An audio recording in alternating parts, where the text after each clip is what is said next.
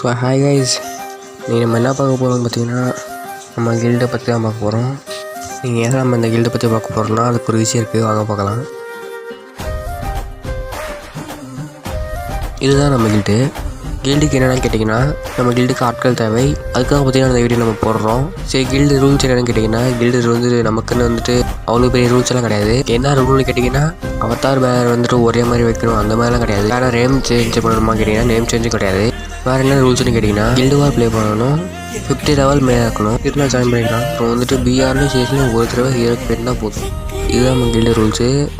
அப்புறம் நீங்களும் சேர்ந்த பிறகு கில்டு லெவல் 6 போன பிறகு நம்ம பார்த்திங்கன்னா டோர்னமெண்ட் நடத்தான் இருக்கும். அந்த டோர்னமெண்ட்டுக்கு பார்த்திங்கன்னா கில்டில் 50 பேர் சேரணும். கில்டு லெவல் 6 போய் 50 பேர் கில்டில் சேர்ந்தால் நம்ம வாரம் டோர்னமெண்ட் நடத்தலாம். சண்டே அன்னைக்கு அதுக்கு வச்சு கில்டு லெவல் 6 போகணும். அதுக்கப்புறம் பார்த்துக்கலாம். கில்டு ஐடி கமெண்ட்டில் தரேன்.